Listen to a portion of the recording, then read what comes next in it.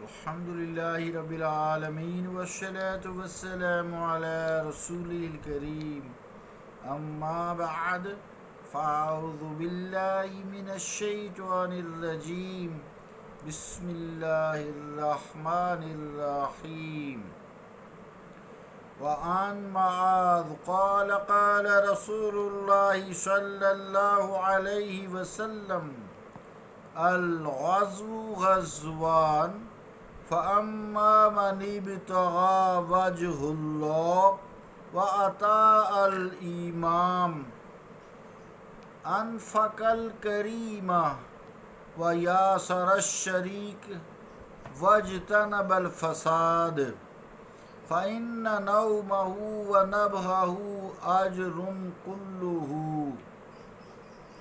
وأما من غزا فجرا ورياء وسمعة وعصى الإمام وأفسد في الأرض فإنه لم يرجع بالكفاف رواہ مالک ابو داؤد والنسائی صدق اللہ و صدق رسولہ الکریم۔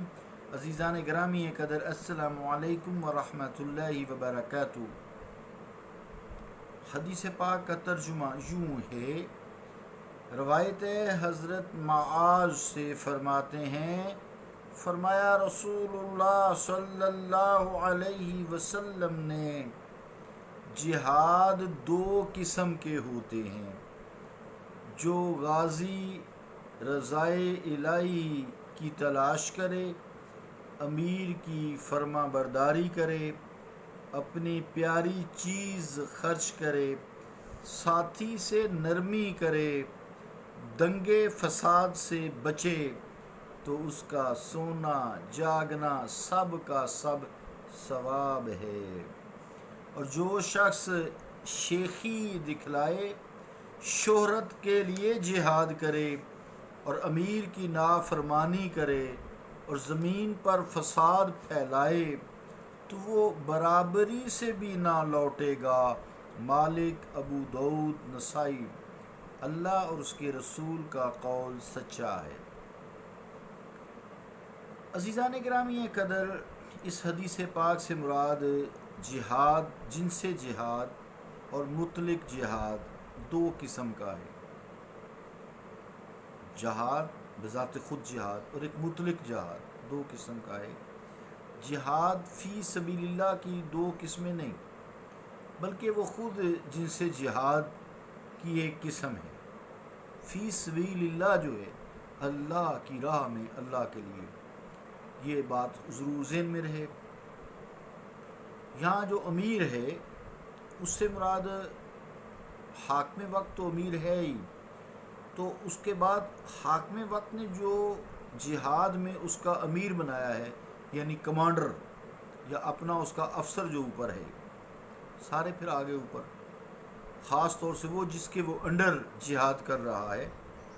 اور پیاری چیز سے مراد انسان کی دو ہی چیزیں ہوتی ہیں، ایک جان اور ایک مال، کہ اللہ کی راہ میں فی سبیل اللہ لٹا دے، اللہ کی راہ میں سے قربان کرنے پر نیتاً تیار ہو۔ یہ دونوں چیزیں میں جب وقت آئے گا تو خرچ کر دوں گا، یا جیسی ضرورت پڑی خرچ کر دوں گا۔ مال تو اسی وقت خرچ کر دے گا، اور اتنا جذبے سے لڑے کہ اس کی اگر جان بھی چلی جائے تو اس سے پرواہ نہ ہو، اللہ کی راہ میں فی سبیل اللہ۔ یعنی پھر دوسرے جو ساتھی ہیں، اس کے رفیق سفر ہوتے ہیں، اس کے ہم سفر ہوتے ہیں، اس کے ساتھ ان کے ساتھ اچھا برتاؤ کرے، اچھا سلوک کرے، خوش اخلاقی سے بات کرے۔ اس سے مراد ساتھیوں سے اچھا برتاؤ سے یہ مراد ہے، ہر لحاظ سے ان کے بلکہ آرام و آسائش کا خیال رکھے، اور اگر ان کے آرام و آسائش کا خیال نہیں رکھ سکتے تو کم از کم ان کو تنگی بھی نہ دے۔ پھر دنگے فساد سے مراد یہ ہے کہ اپنے ساتھیوں کے ساتھ فضول بحث کرنا، دنگا فساد کرنا، گالم گلوچ کرنا، مار پیٹ کرنا، لڑائی جھگڑا کرنا، ان کو مصیبت میں ڈالنا اور خود بھی مصیبت میں ڈلے رہنا۔ جیسے عموماً عام طور سے جاہل لوگ جو ہوتے ہیں، سفر میں کسی کو پکڑو، سفر کے ساتھ کرے، ویسے بھی تو اپنے رفیق سفر سے جھگڑتے رہتے ہیں، اپنی بعض علمیت کا سکہ جماتے رہتے ہیں، یا ویسے ہی جھگڑتے رہتے ہیں، اس کے بیٹھنے اٹھنے سونے جاگنے بات کرنے کے انداز سے جیسا بھی ہو. تو یہاں چونکہ جہاد کی بات ہو رہی ہے تو بحالت جہاد ایسی حرکتیں سخت خطرناک ہیں. اب جو یہ نہ کرے یعنی اپنی جان مال لٹانے پہ بھی تیار ہو، فی سبیل اللہ جہاد کرے، اپنے امام یعنی کمانڈر کا حکم بھی مانے، اپنے ساتھیوں کے ساتھ بھی سختی نہ کرے، خوش اخلاقی سے پیش آئے، دنگا فساد بھی نہ کرے، تو نبی مکرم صلی اللہ تعالیٰ علیہ وسلم سے فرماتے ہیں، اس کے بارے میں رسول کریم صلی اللہ علیہ وآلہ وسلم فرماتے ہیں، اس کا جاگنا، اس کا سونا، اس کا اٹھنا بیٹھنا، گفتگو کرنا، ہر فعل دنیا کے یا دنیاوی کے جو عبادت ہے، جیسے نماز، روزہ، حج، جتنے بھی، حج تو خیر جہاد میں نہیں آئے گا، مراد یہ جتنی بھی عبادات ہیں، چاہے مالی ہیں چاہے جسمانی ہیں، یہاں دو باتیں خاص آتی ہیں، روزہ اور نماز. جہاد میں روزہ بھی افطار کا حکم ہو جاتا ہے، پھر اس کے بعد ایک نماز ہی جاتی ہے جس میں جہاد میں نماز خوف ہے، یہ خاص عبادت رہ جاتی ہے. پھر ذکر الہی رہ جاتا ہے، یہ بھی ہے گھوڑوں پہ یا پیدل کسی صورت میں ذکر الہی کو بند نہیں کرنا. یہ جتنی بھی عبادات ہیں یہ سب اس کی خاص بن جاتی ہیں، خوب اس کو فائدہ دیتی ہیں، باعث ثواب ہے، یعنی اس کا ہر عمل ایک باعث ثواب ہوتا ہے. تو فساد سے مراد آپس کی لڑائی ہے، جھگڑا ہے، جیسا کہ بھی میں نے ذکر کیا ہے. جو شخص یہ تینوں جرم کرے، فساد بھی کرے، امیر کا یعنی افسر کا کہنا بھی نہ مانے، لوگوں سے دنگا فساد کرے، خوش اخلاقی سے بات بھی نہ کرے، اس کا یہ حکم ہے کہ جب وہ لوٹے گا تو ان حرکتوں کا، ان گناہوں کا بوجھ سر پر لادے لوٹے گا، بجائے اس کے کہ جہاد کا ثواب لاتا، وہ ان جرموں کے ساتھ جب لوٹے گا اس کو جہاد نے کوئی فائدہ نہ دیا، لہٰذا وہ بجائے نیکی کمانے کے گناہ کا بوجھ اپنے سر اور کمر پر لاد کر لائے گا. حدیث کے آخر میں جو لفظ ہے بالکفاف، تو کفاف کے بہت سے معنی ذکر کیے گئے ہیں، یعنی بہتر چیز، جو چیز ضرورت سے نہ بچے، بقدر ضرورت چیز، بے شمار اس کے معنی ہے. ثواب بھی ہے اس کا مطلب، خیر و بھلائی بھی ہے. کفاف جو ہے زبر سے بھی پڑھا جاتا ہے اور کفاف زیر سے بھی پڑھا جاتا ہے، دونوں صورتوں میں درست ہے. تو جو خلاصہ کلام یہ ہوا حدیث کا، یہ ہوا کہ ریا سے اکثر عمل چونکہ فوت ہو جاتا ہے، ثواب کم ہو جاتا ہے یا ضائع ہو جاتا ہے یا الٹا گناہ ہو جاتا ہے. تو عمل تو باطل نہیں ہوتا، اس لیے کہ آگے اللہ بخشنے والا ہے.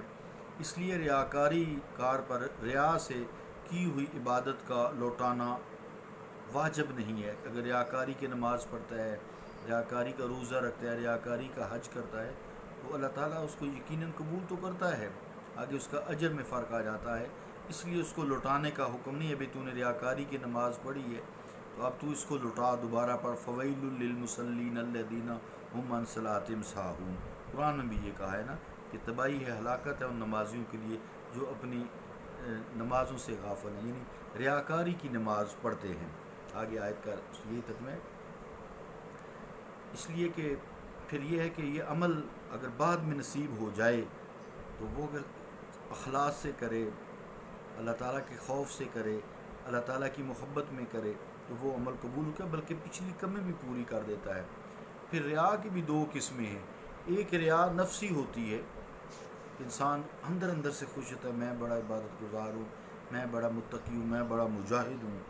یہ بھی ایک ریا ہے. یہ شیطان کا بڑا جو ہے راستہ ہے متقی لوگوں، نیک لوگوں کے لیے، جو اسٹرانگ اعصاب کے مالک ہوتے ہیں، نفس کے مالک ہوتے ہیں، ان پہ شیطان اس سے حملہ کرتا ہے کہ تو بڑا مجاہد ہے، تو بڑا متقی ہے، تو بڑا زاہد ممتاز ہے، تو بڑا پرہیزگار ہے. تو ایک تو یہ ریاکاری ہوگی. ایک ریاکاری نفس کی ریاکاری ہے.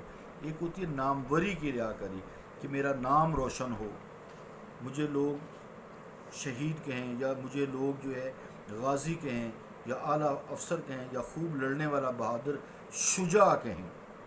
ناموری کے لیے مجھے پلاٹس ملیں، مجھے پیسے ملیں، مجھے مال غنیمت میں سے زیادہ حصہ دیں. اس طرح کی جو دنیا کی لالچیں ہوتی ہیں. تو بہرحال ساری ویسے تو ریاکاری خطرناک ہے، لیکن نفس کی ریاکاری جو ہے نا یہ بڑی خطرناک ہے. شیطان کی یہ سب سے آخری چال ہوتی ہے. اور یہ ریاکاری جو ہے یہ شرک خفی کے ضمن میں بھی حدیثوں میں آتا ہے. اور آپ صلی اللہ علیہ وسلم فرماتے ہیں کہ جو شرک خفی ہے یہ انسان کے نفس میں چیمٹی کی چال سے بھی جو اس کے چلنے کی آہٹ ہوتی ہے اس سے بھی مدم حرکت کرتا ہے اور انسان کو مبتلا کر کے اس کے اعمال کو ضائع کر دیتا ہے۔